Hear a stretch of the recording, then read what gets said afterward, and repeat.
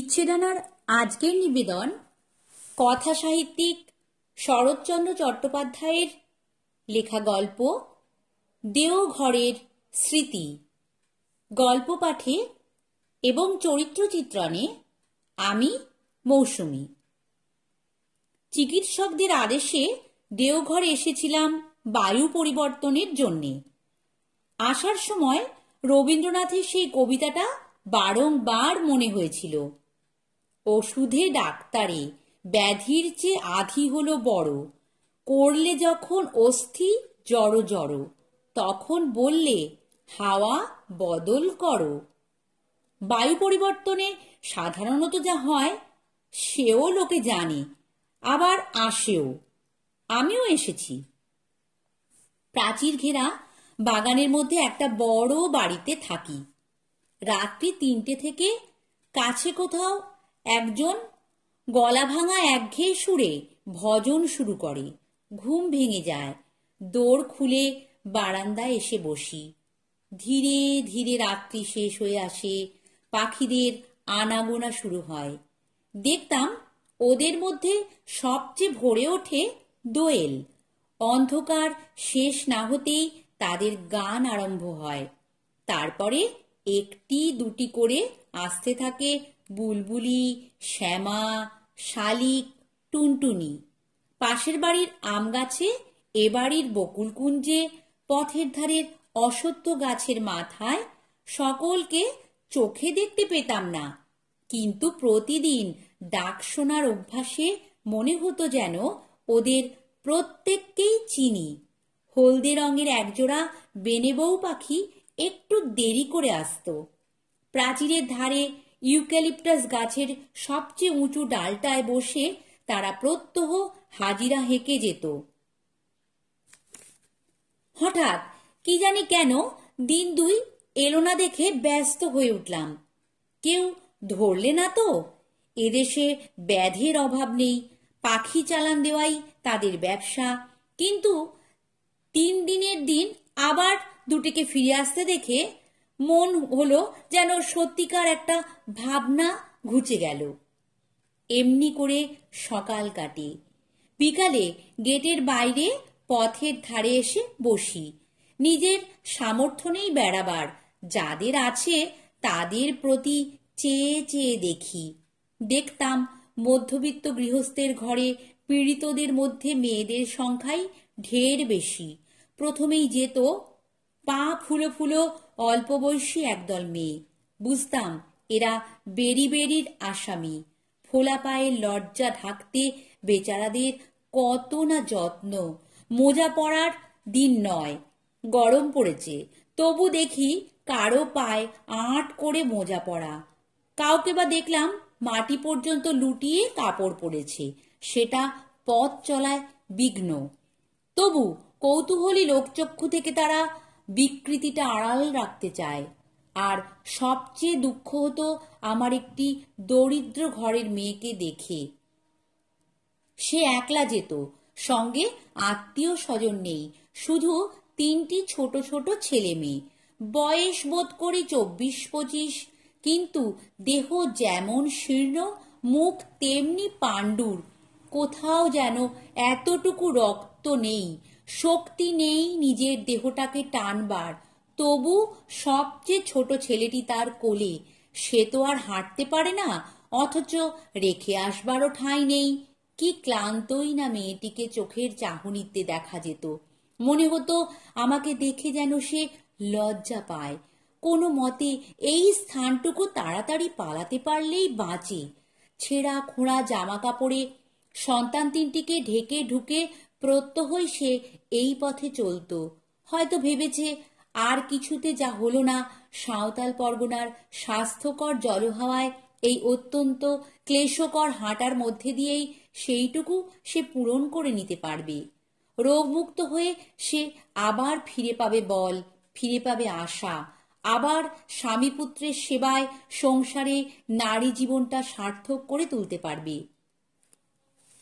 নিজের মনে বসে বসে ভাবতাম, এ ছাড়া আর কি বা কামনা আছে তার? বাংলাদেশের মেয়ে, এর বেশি চাইতে কে কবে শেখালে তারে? মনে মনে আশীর্বাদ করতাম মেয়েটি যেন ভালো হয়ে বাড়ি ফিরে যেতে পারে।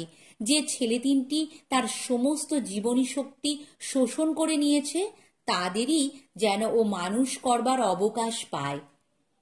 সে কার মেয়ে, কার বউ, কোথায় বাড়ি কিছুই জানি নে। শুধু এই বাংলাদেশের অসংখ্য মেয়ের প্রতীক হয়ে সে যেন আমার মনের মধ্যে গভীর দাগ কেটে রেখে গেল, যা সহজে মুছবার নয়। আমার সঙ্গে এসেছিল একটি যুবক বন্ধু, নিঃস্বার্থ তার সেবা। কলকাতায় ভারী অসুখের সময়ও যেমন দেখেছি এখানেও দেখতে পেলাম তেমনই। মাঝে মাঝে সে বলতো, চলুন দাদা, আজ একটু বেরিয়ে আসবেন। আমি বলতাম, তুমি যাও ভাই, আমি এখানে বসেই ও কাজটা সেরে নিই। সে অসহিষ্ণু হয়ে বলতো, আপনার চেয়েও কত বেশি বয়সের লোকে এখানে বেরিয়ে বেড়ায়, একটু চলাফেরা না করলে খিদে হবে কেন? বলতাম, ওটা কম হলেও সইবে, কিন্তু পথে পথে মিছিমিছি ঘুরে বেড়ানো সইবে না। সে রাগ করে একলাই বেড়াতে যেত, কিন্তু সাবধান করে দিত, অন্ধকারে বাড়ি ফিরবেন না যেন। আলো আনতে চাকরদের ডাকবেন। এদিকে করেত সাপটা কিছু বেশি, নিরীহ জীব, কেবল গায়ে পা দেওয়াটা তারা পছন্দ করে না। সেদিন বন্ধু গেছেন ভ্রমণে, সন্ধ্যার তখনও দেরি আছে। দেখি জন কয়েক বৃদ্ধ ব্যক্তি ক্ষুধা আহরণের কর্তব্যটা সমাধা করে যথাশক্তি দ্রুত পদেই বাসায় ফিরছেন। সম্ভবত এরা বাত ব্যাধিগ্রস্ত। সন্ধ্যার পূর্বেই এদের ঘরে প্রবেশ করা প্রয়োজন। তাদের চলন দেখে ভরসা হলো। ভাবলাম, চাই আমিও একটু ঘুরে আসি গে। সেদিন পথে পথে অনেক বেড়ালাম। অন্ধকার হয়ে এলো। ভেবেছিলাম আমি একাকী। হঠাৎ পিছনে চেয়ে দেখি একটি কুকুর আমার পিছনে চলেছে। বললাম, কিরে, যাবি আমার সঙ্গে? অন্ধকার পথটায় বাড়ি পর্যন্ত পৌঁছে দিতে পারবি? সে দূরে দাঁড়িয়ে লেজ নাড়তে লাগলো। বুঝলাম সে রাজি আছে।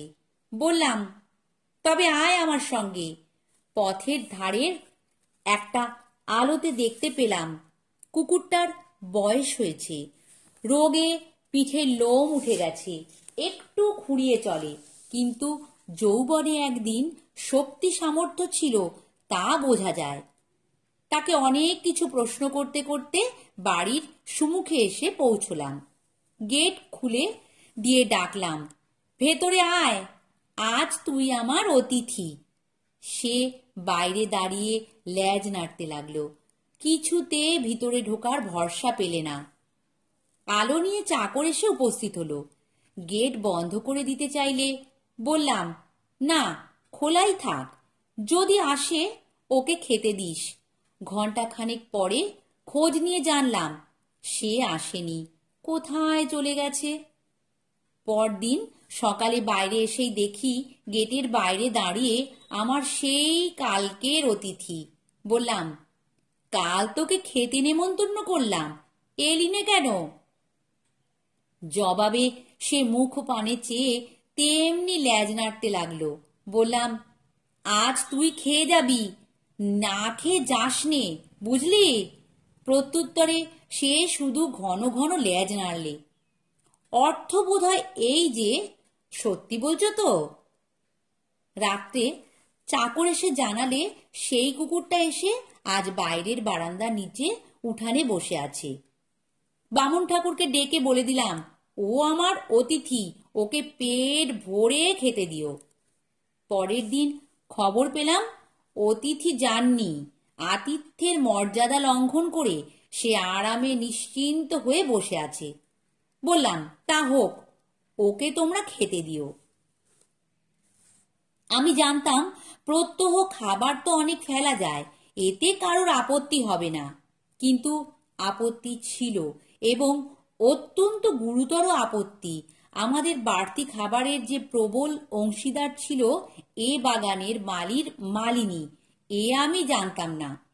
তার বয়স কম, দেখতে ভালো, এবং খাওয়া সম্বন্ধে নির্বিকার চিত্ত। চাকরদের দরদ তারপরেই বেশি। অতএব আমার অতিথি করে উপবাস। বিকালে পথের ধারে গিয়ে বসি, দেখি অতিথি আগে থেকেই বসে আছে ধুলোয়। বেড়াতে বার হলে সে হয় পথের সঙ্গী। জিজ্ঞাসা করি, হ্যাঁ অতিথি, আজ মাংস রান্নাটা কেমন হয়েছিল রে? হাড়গুলো চিবোতে লাগলো কেমন? সে জবাব দেয় ল্যাজ নেড়ে, মনে করি মাংসটা তাহলে ওর ভালোই লেগেছে। জানি নে যে মালির বউ তারে মেরে ধরে বার করে দিয়েছে, বাগানের মধ্যে ঢুকতে দেয় না, তাই ও সুমুখের পথের ধারে বসে কাটায়। আমার চাকরদেরও তাতে সায় ছিল। হঠাৎ শরীরটা খারাপ হলো, দিন দুই নিচে নামতে পারলাম না। দুপুরবেলা উপরের ঘরে বিছানায় শুয়ে খবরের কাগজটা সেইমাত্র পড়া হয়ে গেছে। জানালার মধ্যে দিয়ে বাইরের রৌদ্রতপ্ত নীল আকাশের পানে চেয়ে অন্য মনস্ক হয়ে ভাবছিলাম, কংগ্রেসের পাণ্ডা যারা মন্ত্রী হবার তাদের কি উগ্র বাসনা, অথচ নিষ্পৃহতার আবরণে সেটা গোপন করার কত না কৌশল। আইন যারা বানিয়ে দিলে একটা কথাও শুনলে না, ব্যাখ্যা নিয়ে তাদেরই সঙ্গে কি ঝুটোপুটি লড়াই। নিঃসন্দেহে প্রমাণ দিতে চায় ওদের মতলব ভালো নয়। বিড়ম্বনা আর বলে কারে। সহসা খোলা দৌড় দিয়ে সিঁড়ির উপর ছায়া পড়ল কুকুরের। মুখ বাড়িয়ে দেখি অতিথি দাঁড়িয়ে ল্যাজ নাড়ছে। দুপুরবেলা চাকরেরা সব ঘুমিয়েছে, ঘর তাদের বন্ধ। এই সুযোগে লুকিয়ে সে একেবারে আমার ঘরের সামনে এসে হাজির। ভাবলাম দুদিন দেখতে পাইনি, তাই বুঝি আমাকেও দেখতে এসেছে। ডাকলাম, আয় অতিথি, ঘরে আয়। সে এলো না, সেখানে দাঁড়িয়েই ল্যাজ নাড়তে লাগলো। জিজ্ঞাসা করলাম, খাওয়া হয়েছে তোরে? কি খেলি আজ? হঠাৎ মনে হলো ওর চোখ দুটো যেন ভিজে ভিজে, যেন গোপনে আমার কাছে কি একটা ও নালিশ জানাতে চায়। চাকরদের হাঁক দিলাম। ওদের দৌড় খোলার শব্দেই অতিথি ছুটে পালালো। জিজ্ঞাসা করলাম, হাঁড়ে কুকুরটারে আজ খেতে দিয়েছিস? আজ্ঞে না, মালি বউ ওরে তাড়িয়ে দিয়েছে যে। আজ তো অনেক খাবার বেঁচেছে, সেসব হলো কি? মালি বউ চেঁচে পুঁচে নিয়ে গেছে। হাঙ্গামা শুনে বন্ধু ঘুম ভেঙে চোখ রগড়াতে রগড়াতে ঘরে এলেন। মুচকি হেসে বললেন, দাদার এক কাণ্ড, মানুষে খেতে পায় না, পথের কুকুরকে ডেকে খাওয়ানো। বেশ। বন্ধু জানেন এর চেয়ে অকাট্য যুক্তি আর নেই। মানুষকে না দিয়ে কুকুরকে দেওয়া শুনে চুপ করে রইলাম। সংসারে কার দাবি যে কার কাছে কোথায় গিয়ে পৌঁছায়, সে ওদের আমি বোঝাবো কি দিয়ে? সে যাই হোক, আমার অতিথিকে ডেকে আনা হলো।